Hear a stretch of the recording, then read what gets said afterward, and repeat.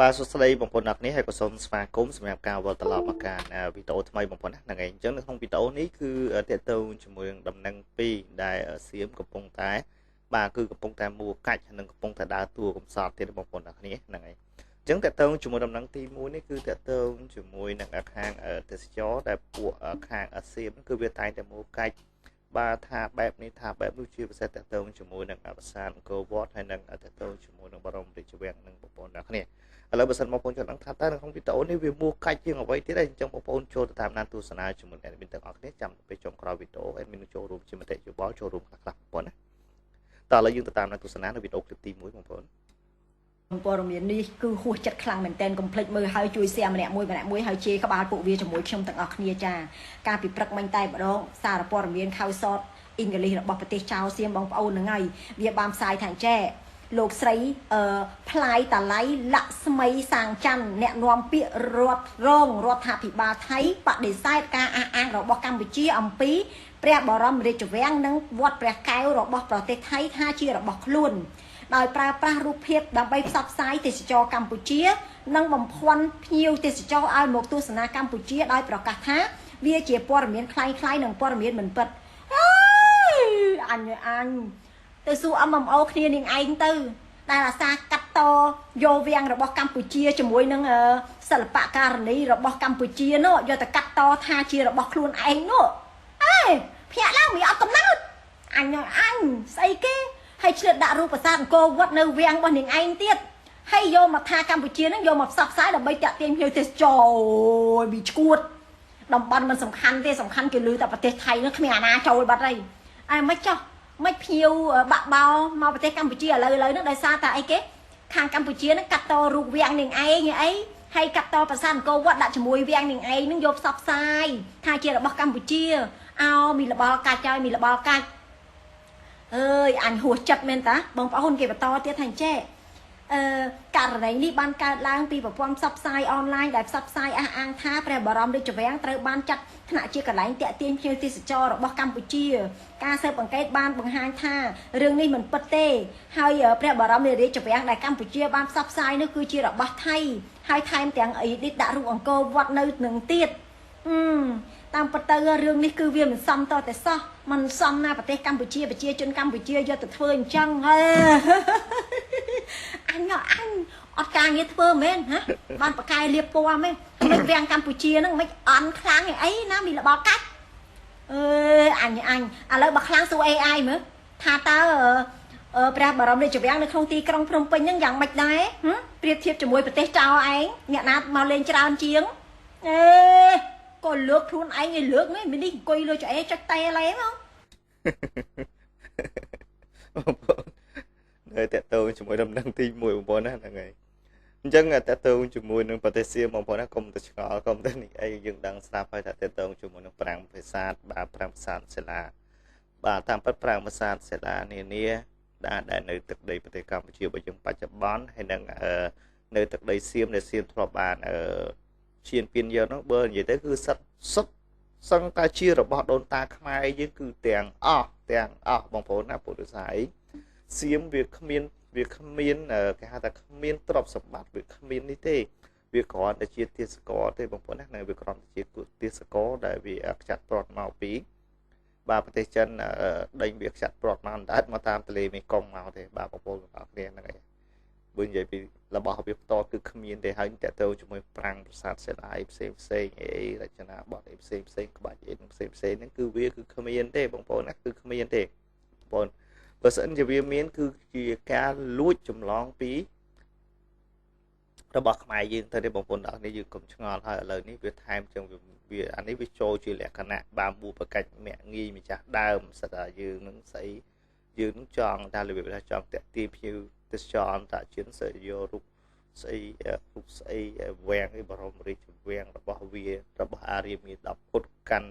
អំណាចបច្ចុប្បន្នបាទកន្លែងនោះរងដល់ពធទីស្ទូបទេកន្លែងបរមរាជវាំងរបស់ពធអា10ពុទ្ធរបស់ថៃបងប្អូនទាំងអស់គ្នាហ្នឹងហើយវាសិតថាយើងហ្នឹងគឺចង់ស្អីណាចង់ឲ្យភ្ញៀវអន្តរជាតិហ្នឹងចង់មកលេងប្រទេសកម្ពុជានឹងច្រើនសុខចិត្តអីណាហួសចិត្តដែលខ្មែរយើងនឹងទៅកាត់តយករូបវាយកមិនណាប បាទ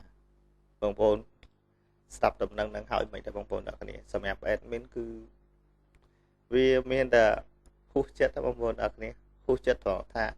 អតិថិជនប្រទេសកម្ពុជាគ្រាន់តែប្រាសាទអង្គរវត្តមួយនិយាយពីអន្តរជាតិមកសឹងថាភ្លុកទឹកភ្លឹកដីបងប្អូនហ្នឹងហើយហើយសម្រាប់អង្គរវត្តវាដែលវាតែសាងសង់ពីថ្មស៊ីម៉ងតមិនដឹងឯណាណីទេ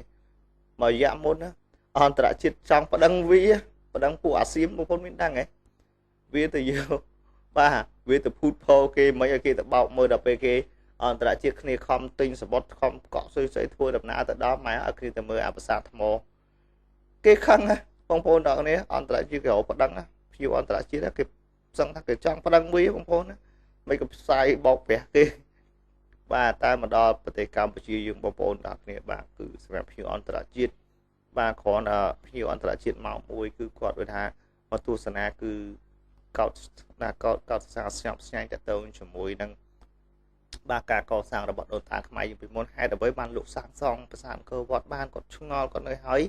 តទៅជាមួយភាពល្បីល្បាញគឺសោះស្រាយគឺពីភៀវអន្តរជាតិមួយទៅភៀវអន្តរជាតិគឺបន្តទៀតបងប្អូនអ្នកគ្នាហើយសម្រាប់អន្តរជាតិឲ្យទៅលោកបានមកទស្សនាគឺលោកតែងតែជួយផ្សព្វផ្សាយឲ្យបងប្អូនអ្នកគ្នាប្រាសាទអង្គរវត្តហ្នឹង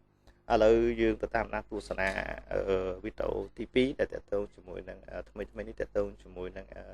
បាទនាយករដ្ឋមន្ត្រីកម្ពុជារបស់យើងគឺលោកបានធ្វើដំណើរទៅចូលរួមកិច្ចប្រជុំជាលក្ខណៈសម្របសម្រួលរវាងជាមួយនឹងប្រទេសចៅសៀមបាទគឺនាយករដ្ឋមន្ត្រីសៀមគឺអនុទិនច័ន្ទវរៈគុលដែលយើងចាត់ហៅថានាយករដ្ឋមន្ត្រីកណ្ដុរដែលធ្វើកិច្ចប្រជុំនេះគឺនៅប្រទេសហ្វីលីពីនបងប្អូនអ្នកគ្នាឥឡូវយើងទៅតាមដានទស្សនាទាំងអស់គ្នាមើលបងប្អូនតង់ទីនប្រមាណស្លឹកនេះពុកម៉ែបងប្អូនអ្នកគ្នាមុខវាហាក់បីដូចជាតួកំសត់កំពុងតែធ្វើខ្លួនឯងឲ្យខ្លាចជាជនរងគ្រោះហើយខណៈដែលខ្លួនឯងជាអ្នកផ្ទះកំភ្លៀងគេជាអ្នកបង្កបញ្ហា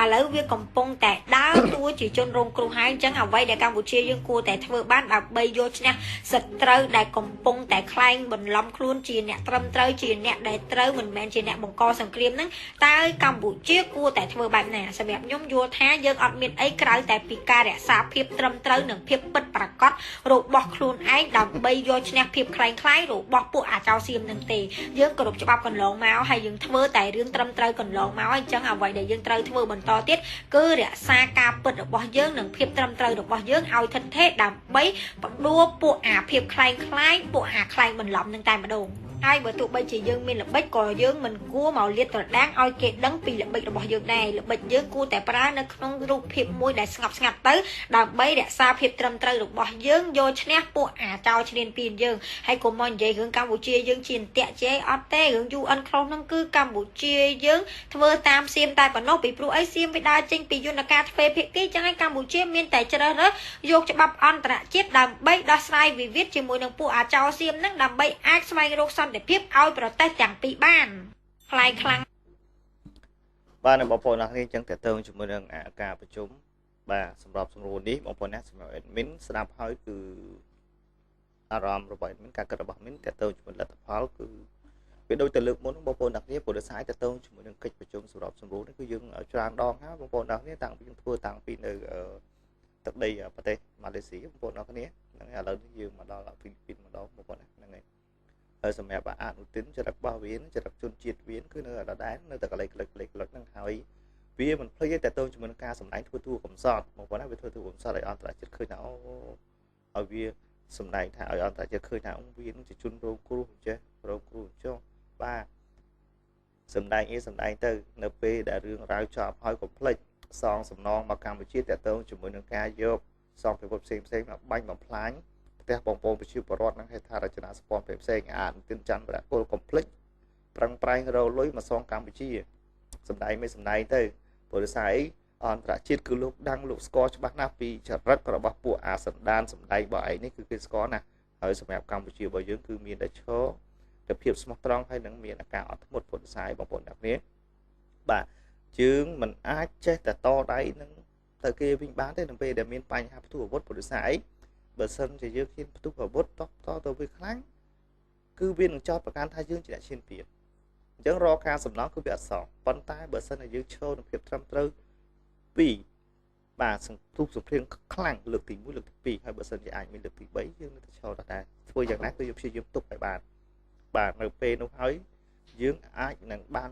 យើងអាចនឹងទៀមទាសំណងពីវាបងប្អូនណាគឺកាន់តែច្រើនបងប្អូនអរគ្នាហើយវាកំពុងតែដេកភ័យព្រោះសារសេដ្ឋកិច្ចកំពុងតែចុះហើយបើសិនជារឿងរ៉ាវហ្នឹងអន្តរជាតិកាច់សេចក្តីឲ្យវាសងសំណងមកទៅកម្ពុជាប៉ុណ្ណេះណាបាទលុយគឺច្រើនអញ្ចឹងអានេះវាកំពុងរិះរោបមធ្យោបាយដើម្បីកិច្ចវេះបង្វែរស្ថានភាពស្ថានភាពដើម្បីមិនចង់ឲ្យមានការសងសំណងមកប្រទេសកម្ពុជានៅពេលដែលវាឈានពានខុសច្បាប់បងប្អូនអរគ្នាអានេះបើតើតើជាមួយរឿងរ៉ាវឈានពានខុសច្បាប់នៅពេលដែលរឿងរ៉ាវចប់គឺខាងភាគីដែលឈានពានគឺត្រូវតែមានសំណងសងមកភាគីដែលវាបានបំផ្លាញបងប្អូនអរគ្នាហ្នឹងហើយចឹងអានេះវាកំពុងរិះរោបវិធីធ្វើយ៉ាងណាឲ្យកិច្ចវេះបងប្អូនអរគ្នាកុំកិច្ចទៅណាអនុទិនច័ន្ទវរៈគុលគេដឹងចរិតឯងគេដឹងតែកលេចកលោចេញបើឯងត្រឹមត្រូវអនុទិនច័ន្ទវរៈគុលពួកអាសៀមបើពួកឯងត្រឹមត្រូវមិនមែនឯងទៅលុប MOU 2001បាទជើងទឹកនឹងឲ្យឯងមកសម្រាប់សួរជឿគោអានេះគឺជាវិធីសាស្ត្រកលេចកលុចបើឯងគេដឹងស្រាប់ហើយកាលពីមុនណាឯងឲ្យកងទ័ពជើងគោកមកឈានកម្ពុជាថាឯងមិនក៏យកកងទ័ពជើងគោកឈាននៅកម្ពុជាឯងបានបដិសេធថាអត់ទេឯងមិនបានឲ្យកងទ័ពជើងទឹកឈានពានទេបងប្អូនស្ដាប់នៃទៅនឹងយល់ទេយើងសួរវាថាមិនក៏ឯងយកកងទ័ពជើងគោកយកមកឈានពានកន្លែងព្រំដែនកម្ពុជាវាថាវាបានឲ្យកងទ័ពមកឈានពានទេកងទ័ពជើងទឹកហ្នឹងវាឆ្លើយផ្សេងអានេះជាចរិតរបស់ពួកវាបងប្អូននៅគ្នាហ្នឹងហើយយើងសម្រាប់យើងគឺមានតែការប្រុងប្រយ័ត្នបងប្អូនទាំងអស់គ្នាសម្រាប់កម្ពុជាគឺមានតែការប្រុងប្រយ័ត្នឲ្យបានខ្ពស់មែនទែនហើយសំខាន់គឺយើងឈរនៅភាពត្រឹមត្រូវបងប្អូនហ្នឹងហើយអញ្ចឹងក្នុងវីដេអូនេះគឺមានតែប៉ុណ្្នឹងចង់ចែកម្លែកទៅកាន់ពុកម៉ែបងប្អូនទាំងអស់គ្នាយើងសង្ឃឹមថាយើងជួបនៅវីដេអូថ្មីក្រោយទៀតបាទជាចុងក្រោយសូមគោរពលា